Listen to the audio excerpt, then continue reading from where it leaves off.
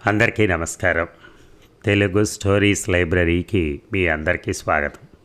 ఇప్పుడు మనం వినబోయే సీరియల్ అభి 12వ భాగం. రచన సింహప్రసాద్ గారు. అంతేగాని మీకేమీ తప్పుగా గిల్టీగా అనిపించటం లేదా? I have done my duty, that's all. ఈ కేసు ప్రభావం వల్ల ఫ్యాక్షనిస్టులు మరింత రెచ్చిపోవచ్చని మీరు భావించట్లేదా? అది పోలీసులను అడగాల్సిన ప్రశ్న, నన్ను కాదు. మీకేమీ సంబంధం లేదు, నిమిత్త మాత్రుణ్ణి అంటారు. ఫ్యాక్ట్ అదేగా మరి. ఏ కారణం చేతనైనా ఫ్యాక్షనిస్టుల కత్తి మీ వైపు తిరిగిందనుకోండి, అప్పుడు కూడా మీరు ఇంత నిశ్చింతగా నిబ్బరంగా మాట్లాడతారా? క్షణకాలం అతడి మొహం వెలవెలపోయింది. వెంటనే సర్దుకుని మీరెక్కడ దిగాలో చెప్తే డ్రైవర్ కారు ఆపుతాడు అన్నాడు చక్రవర్తి. నా ప్రశ్నకు సమాధానం ఇవ్వగానే దిగిపోతాను. డ్రైవర్ కారాపు. కారు ఆగింది. డోరు మీద చెయ్యేసి ఆయన వంక చూసింది ఆశగా. ఊహాజనిత ప్రశ్నలకు నేను జవాబు ఇవ్వను. ఆమె దిగిపోయింది. కారు కదిలింది. ఇక హోటల్లోని పర్మనెంట్ రూమ్లో మందు పార్టీ చేసుకుంటున్నారు అభిషేక్, సునీల్, శంకరం. పార్టీ అదిరిందిరా. వోడ్కా నుంచి ఓల్డ్ మంక్ దాకా అన్నీ అరేంజ్ చేశావు. ఇలాంటి పార్టీ కోసమైనా మీ డాడీ మళ్ళీ మళ్ళీ కేసులు గెలుస్తూ ఉండాలిరా అభి, ముద్దుగా అన్నాడు సునీల్. మా డాడీ నేషనల్ లెవెల్ లాయర్ అయిపోయినట్టేరా. చుక్కలు చూడటం ఖాయం. 1 or 2 yearsలో మకాన్ ఢిల్లీకి మార్చేస్తాం ఉత్సాహంగా చెప్పాడు అభి. ఢిల్లీ చాలా బాగుంటుందట అన్నాడు సునీల్. గర్ల్స్ చాలా ఫాస్ట్ అంట. రోజు పార్టీలంట. మమ్మల్ని మర్చిపోకురోయ్ అన్నాడు శంకరం. మర్చిపోడని నేను ప్రామిస్ చేస్తున్నాను రా. మనం లేకపోతే అభి లేడు, అభి లేకపోతే మనం లేం. God is great. Abhi is greatest అన్నాడు శంకరం. వెంటనే కాదురా శంకరం, గాడే గ్రేట్. మందుని సృష్టించాడు, మందు దాతని సృష్టించాడు అభిని చూపిస్తూ అన్నాడు సునీల్. అమ్మాయిలనే సృష్టించాడు అని సునీల్కి వంత పాడుతూ, అభి గాజుల చప్పుడు కావాలరా. సుస్మితను అనుభవించకుండా అభి అడ్డుపడ్డాడన్న దుగ్ధ తొలుస్తుంటే సిగ్గు విడిచి అడిగాడు Shankaram. No girls, only 1 girl. Abhi ఆశ్చర్యపోయాడు శంకరం. దేవుడు గ్రేటే కాదురా, చాలా చిత్రమైన వాడు కూడా. గుర్రాలని సృష్టించాడు, గాడిదలని సృష్టించాడు. అభి మాటలకు హియర్ అంటూ చప్పట్లు కొట్టాడు సునీల్. ఒరేయ్ ప్లీజ్ రా, నరాలు పీకేస్తున్నాయిరా. ఒక్క ఛాన్స్ కల్పించరా. ఇక్కడైనా సరే మన వెయిటర్ని పిలిచి అరేంజ్ చేయమని చెప్పరా బతిమాలాడు శంకరం. Nothing doing. చెప్పాను కదరా, నాకు గాడిదలొద్దు, గుర్రమే కావాలి. ఆ పందెపు గుర్రమే కావాలి. దాన్ని ఎలాగైనా లొంగ తీసుకుంటాను రేఖను తలుచుకుంటూ కసిగా అన్నాడు అభి. నువ్వు అనుకుంటే అయిపోయినట్టేరా. నువ్వు గట్టిగా ఈల వేస్తే ఆ రేఖ అయినా ఇంకో గీత అయినా వచ్చి నీ ఒళ్ళో వాలాల్సిందే ఉబ్బేశాడు సునీల్. అతన్ని విమర్శించి భంగపడే కన్నా ప్రోత్సహించి లాభపడటం మంచిదని గ్రహించాడు అతడు. నా ఆశ అడియాసేనా? దిగులు పడ్డాడు శంకరం. ఇంకా గర్ల్స్ లైన్ కట్. రేఖకి అనుమానం వచ్చే పనులేవి చెయ్యనుగాక చెయ్యను, అంతే. ఆవాళ సుస్మిత విషయంలోనూ అంతే చేశావు. వీర్రాజుగాడు, రజనీగాడు హ్యాపీగా ఎంజాయ్ చేశారు. నన్నేమో వెనక్కి లాగేశావు. కడుపులోని కుళ్ళు వెళ్ళగక్కాడు. షటప్. మళ్ళీ ఆ ఊసెత్తితే చంపేస్తాను. అసలు మీ వల్లే ఆ పీడ నా నెత్తి మీదకి వచ్చింది. మా డాడీ గ్రేట్ గనక సరిపోయింది, కానీ లేకపోతే మనమంతా జైల్లో చిప్పకూడు తింటూ ఉందాం అనేసి గ్లాసులోని డ్రింక్ అంతా ఒక్క గుక్కలో తాగేశాడు అభి. అయినా నిషా ఎక్కలేదు. మళ్ళీ నింపుకుంటుంటే ఇంకా చాలు బాసు వారించాడు సునీల్. అనవసరంగా వీడు గుర్తు చేశాడు. దాన్ని మర్చిపోవాలి అంటే ఇంకా తాగాలి అని గ్లాస్ ఎత్తబోతుంటే అభి సెల్ మోగింది. విసుక్కుంటూనే దాన్ని చేతుల్లోకి తీసుకుని డిస్ప్లే వంక చూశాడు. తండ్రి నెంబర్. స్టడీగా కూర్చుంటూ తాగినట్టు తెలియకుండా మెల్లగా అన్నాడు, డాడ్ ఎక్కడున్నావు? నీ రూమ్లోనైనా? ఎస్ డాడ్ నెమ్మదిగా చెప్పాడు. బయట ఏమీ తిరగద్దు, అనవసరపు గొడవల జోలికి వెళ్ళొద్దు, కేర్ఫుల్గా ఉండు, తెలిసిందా? ఏంటి డాడ్, ఏమైంది? ఏమీ కాకముందే జాగ్రత్త పడితే మంచిదని చెప్తున్నాను అన్నాడు చక్రవర్తి. మ్యాటర్ ఏమిటో చెప్పు డాడ్, సస్పెన్స్ భరించలేక అడిగాడు. సుస్మితది ఆత్మహత్య కాదు, హత్య అంటూ ఎవరో ఒక పత్రికలో రాశారట. స్వామి ఫోన్ చేసి చెప్పాడు. రేఖ రాసిందా? గబుక్కని అడిగాడు. రేఖ ఎవరు? పొద్దున్న మిమ్మల్ని ఇంటర్వ్యూ చేయడానికి మన ఇంటికి వచ్చిందే ఆ అమ్మాయి. ఐసీ, ఆమె చాలా షార్ప్, జాగ్రత్తగా ఉండాలి. అవును, ఆ అమ్మాయి నీకు తెలుసా? కొంచెం. సుస్మిత ఫ్రెండ్. మరిన్నాళ్ళు చెప్పలేదే? ఆమెను కలవద్దు, ఆమెతో మాట్లాడద్దు. ఏం చేస్తే బాగుంటుందో, ఎలా చేస్తే బాగుంటుందో ఆలోచించి తర్వాత చెప్తాను. సెల్ ఆఫ్ చేశాడు అభి. ఇద్దరు బెదురు చూపులు చూస్తూ ఉండడం గమనించి nothing to worry, let us drink అన్నాడు. కానీ తాగాలన్న ఉత్సాహం వాళ్ళకి లేదు, అతడికి కూడా లేదు. ఇక శేషారెడ్డి ఏం చేసినా భారీగా చేస్తాడు. అంగబలం, హంగుబలం, అర్ధబలం పుష్కలంగా ఉన్నాయి అతనికి. రైల్వే కాంట్రాక్ట్లు, గ్రానైట్ గనులు అతడికి కోట్లు ఆర్జించి పెట్టాయి. చక్రధర్ రెడ్డిలాగే అతడు ఫ్యాక్షనిజానికి పాలిటిక్స్ ముసిగేశాడు. వారికి పార్టీల మీద, వాటి సిద్ధాంతాల మీద ఏమాత్రం విశ్వాసం లేదు. మైట్ ఈజ్ రైట్ అన్నదే వారికి తారక మంత్రం. అంచేత ఒకరు ఒక పార్టీలో ఉంటే రెండోవారు రెండో పార్టీలో ఉంటారు. ఒకరు పార్టీ మారితే రెండోవారు మారుతారు. ప్రస్తుతం ఇద్దరూ చెరో పార్టీలోనూ ఉన్నారు. శేషారెడ్డి ఎమ్మెల్యే, అతడి పార్టీయే అధికారంలో ఉంది. కేసు తేలిపోయింది కనుక మంత్రి పదవి కోసం ముఖ్యమంత్రి మీద ఒత్తిడి తేసాగాడు. తను మంత్రి అయితే చాలు, చక్రధర్ రెడ్డిని పాతాళానికి తొక్కేసేయచ్చని అతడి నమ్మకం, దీభ.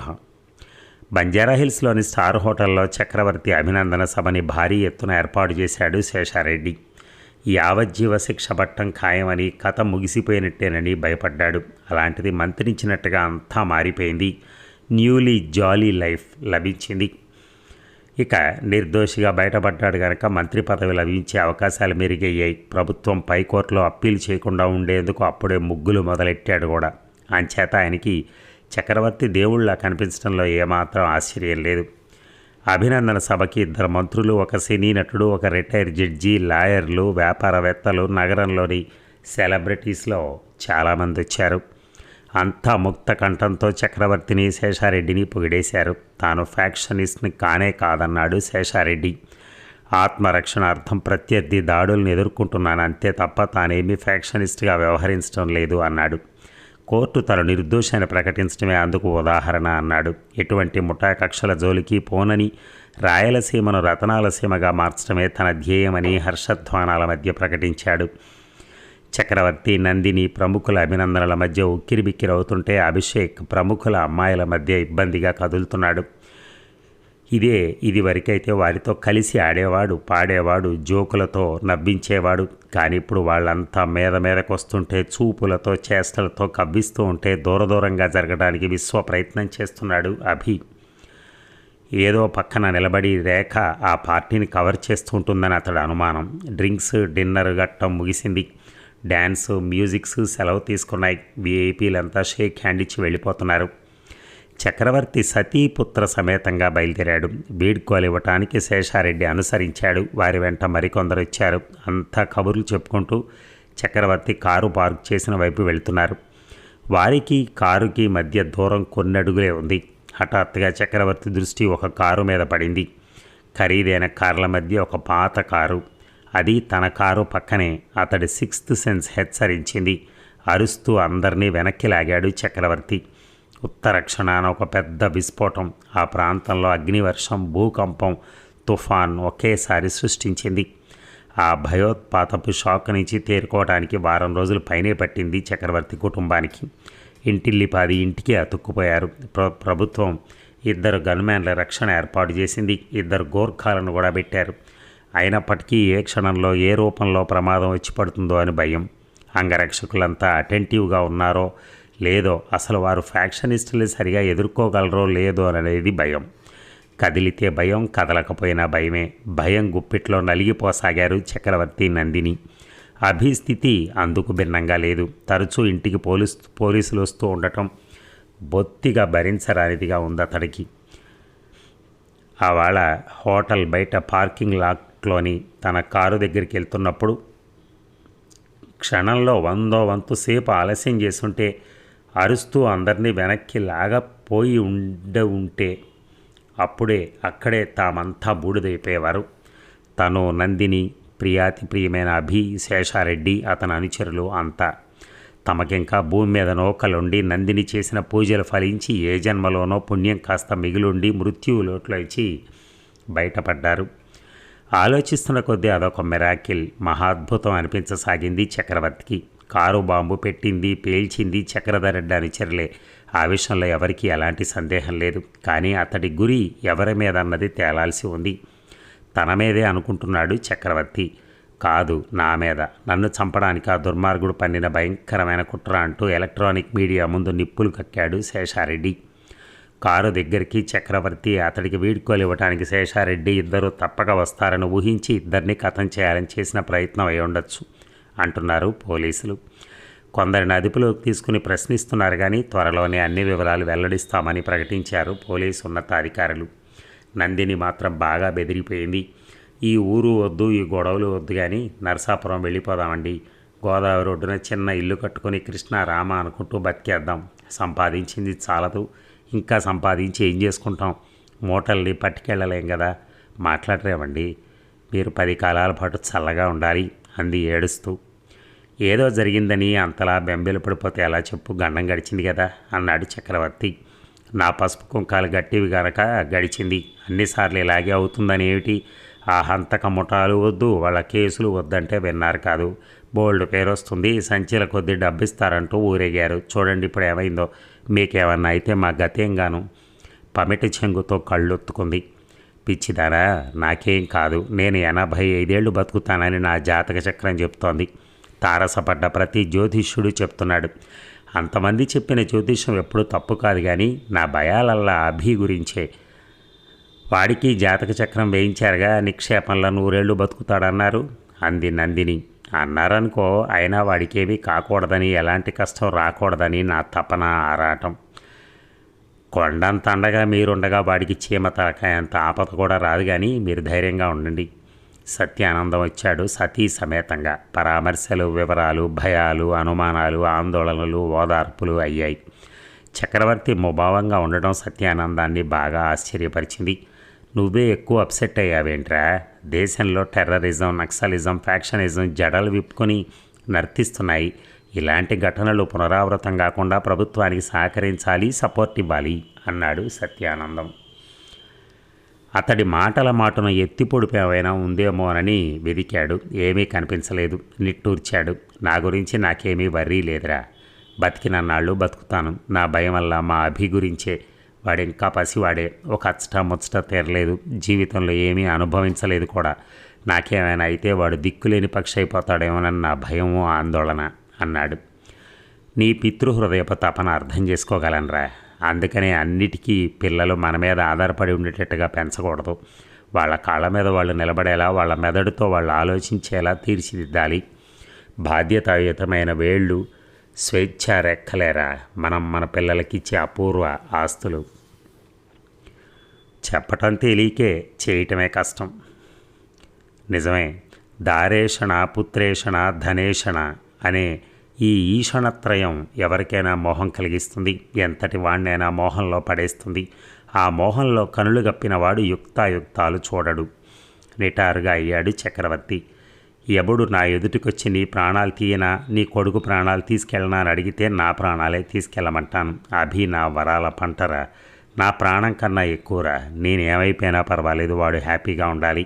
అలాంటి వరం ఏ దేవుడైనా ఇస్తానంటే నా ఆస్తిని అంతా దానం ఇచ్చేసి అడవులకు పోవటానికి కూడా వెనకాడను.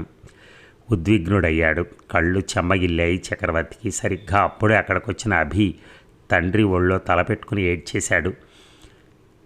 ఊరుకోరా మై బాయ్, ఏడవకు. మరి తేరుకోవటానికి 10 నిమిషాలు పట్టింది అభికి. నువ్వంటే మీ నాన్నకెంతో ఇదో చూసావుగా, మీ అమ్మకి ఇంతే. ఏ తల్లిదండ్రులకైనా సరే వారి సంతానం అంటే వారికి అంత ఆపేక్ష, తాపత్రయం. పిల్లలు ప్రయోజకులైనప్పుడే తల్లిదండ్రులకు నిజమైన పుత్రోత్సాహం కలుగుతుందిరా అన్నాడు సత్యానందం. మీ మాటలు గుర్తుపెట్టుకుంటాను అంకుల్.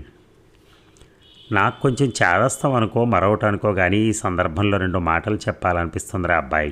ఇవి నా మాటలు కావు, ప్రముఖ పారిశ్రామికవేత్త బిర్లా చెప్పిన బంగారు పలుకులు.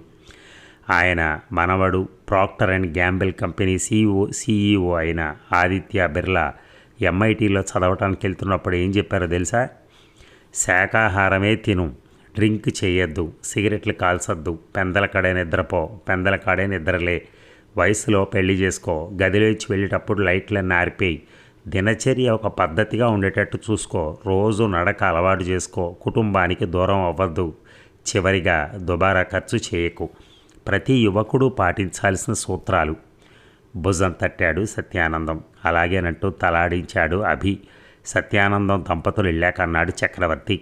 కొన్నాళ్లపాటు అభిని విదేశాలకు పంపిస్తే బాగుంటుందేమో అనిపిస్తోంది నందిని. విదేశాలక? అమ్మో, వాడిని చూడకుండా నేను ఉండలేను బాబు. నా చేతి ముద్ద తినందేవాడి ఆకలి తీరదు, నాకు ఆకలి వేయదు అంది నందిని.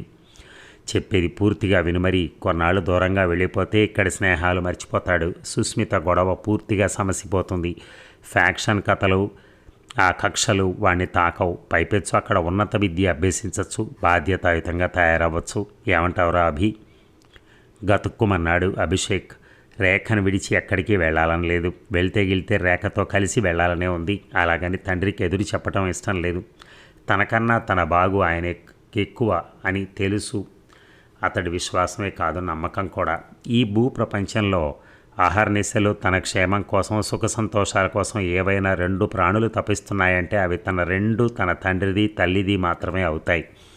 అందుకే మీ ఇష్టం డాడ్, ఏం చేయమంటే అది చేస్తాను అన్నాడు. మురిసిపోయాడు ఆ తండ్రి.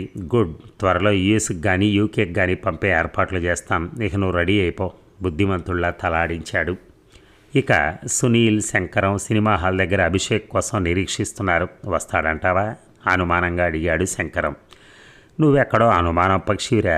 అభి మాట అంటే మాటే, వస్తానంటే వచ్చి తీరతాడు అన్నాడు సునీల్. వాడి మధ్య చాలా మారిపోయాడురా. ఇక మనము మారిపోవాలేమో కొనిగాడు శంకరం. మారితే నువ్వు మారు, నేనేం మారక్కర్లేదు. సునీల్ మాటలకి నొచ్చుకున్నాడు శంకరం. వీళ్ళంతా ఎప్పుడూ ఇంతే చిత్రంగా ఒక్కటైపోతారు. తనొక్కడిని చిన్న చూపు చూస్తారు. ఆవాళ సుస్మిత విషయంలోనూ అలాగే చేశారు. వీళ్ళకి తన తడాకా చూపించగలిగితే బాగుండు అనుకున్నాడు మనసులో. వీడేమైపోయాడ్రా, అవతల సినిమా మొదలెట్టేసినట్టున్నారో అన్నాడు. సెల్కి చేసొస్తానుండు. సునీల్ వెళ్ళబోతూ ఉంటే బయ్యమంటూ వచ్చి ఆగింది అభి బైక్. వచ్చావా? నీకు 100 years రా. థ్యాంక్స్. మా డాడ్ అమెరికా పంపిస్తానంటున్నారు. ఏటి హనీమూన్కా? కాదురా, కొన్నాళ్ళు ఉండి రావటానికి. ఆ ఫ్యాక్షనిస్టులు చాలా డేంజరస్ పీపుల్. మా డాడీ మీద కత్తి కట్టినట్టున్నారు. అందుకని నాకు మాత్రం ఇష్టం లేదనుకో. ఏరా, ఫారిన్ పెట్టలతో జమజమ ఎంజాయ్ చేయొచ్చు కదా. ఊరిపోయాడు శంకరం. వీడికి ఇది వరకు తిండి ఉండేది, ఇప్పుడు అమ్మాయిలు పిచ్చి పట్టుకుంది అన్నాడు సునీల్. సునీల్ మాటలకి మొహం మార్చుకున్నాడు శంకరం. వెళితే రేఖతో కలిసి వెళ్ళాలరా, స్వర్గానికైనా సరే. సుస్మిత తీగ లాగుతోందని మీ డాడీ చెప్పారుగా, డొంకంతా కదులుతుందేమని భయపడిచొస్తుంటే ఇంకా ఆమె నామార్చన చేస్తావేంట్రా? Because I love her. అదిగో రోయి రేఖ. స్కూటీ మీద వెళ్తున్న రేఖను చూసి గట్టిగా అరిచాడు శంకరం. ఆమెను కలుసుకొస్తాను, మీరు సినిమాకి వెళ్ళండిరా. నీ హోటల్ రూమ్కి ఒకసారి ఎవరా అభి? నిన్న ప్యాకెట్ అక్కడ పెట్టి మర్చిపోయాను, వెళ్ళి తెచ్చుకుంటాను. తాళం ఇచ్చి వెళ్ళిపోయాడు బైక్ మీద అభి. నువ్వు సినిమా చూస్తూ ఉండరా, 10 minutesలో వచ్చేస్తాను. టికెట్స్ తీసుకుని ఆటోని పిలిచి ఎక్కాడు శంకరం. అతడి ప్రవర్తన విచిత్రంగా తోసింది సునీల్కి. రేఖను ఓవర్టేక్ చేసి వెళ్ళి బైక్ను రోడ్డుకి అడ్డంగా తిప్పి స్కూటీని ఆఫ్ చేశాడు Abhi. Hello, really great escape. ఎంత ఘోర ప్రమాదం తప్పిందో తలుచుకుంటే చాలా గుండెలు గుబిల్లుమంటున్నాయి. వెంటనే మీ ఇంటికి వచ్చి పలకరిద్దామని ట్రై చేశాను కానీ ఎవరిని కలుసుకోవటం లేదని చెప్పారు. సెక్యూరిటీ కూడా టైట్ చేశారు, అందుకని రాలేకపోయాను. ఏవైతేనే మీరు క్షేమంగా ఉన్నారు. I'm very happy. అతన్ని చూస్తూనే తన బాధని, సానుభూతిని వెళ్ళగక్కిందామె. ఎంతో విముఖంగా ఉండే ఆమె తన గురించి అలా ఫీల్ అయ్యేసరికి కదిలిపోయాడు అభి. థ్యాంక్ యూ, చెమ్మగిల్లిన కళ్ళతో అన్నాడు. నా అంచనా కరెక్టే, మీరే నాకు తగిన జోడి. అలాంటి కబుర్లు రోడ్డు మధ్యలో ఆగి చెప్పుకోనక్కర్లా, తర్వాత ఎప్పుడైనా తాపీగా చెప్పుకోవచ్చు. నాకు అర్జెంట్ పనుంది, బాయ్. రేఖ వెళ్ళిపోయింది. పెదవి కొరుక్కుంటూ నిలబడిపోయాడు. ఆమె ఎక్కడికి వెళ్తుందో తెలుసుకుంటే ఆమె గురించి కొత్త విషయాలు కొన్నైనా తెలిసినా తెలియచ్చు. మరేమీ ఆలోచించకుండా బైక్ స్టార్ట్ చేశాడు. జూబ్లీహిల్స్లోని ఒక పెద్ద భవంతిలోకి వెళ్ళింది రేఖ. ఆమె వెళ్ళిన కాసేపటికి అతడు వెళ్ళాడు, కానీ గేటు దగ్గర ఆపేశారు. ఈ బిల్డింగ్ ఎవరిది?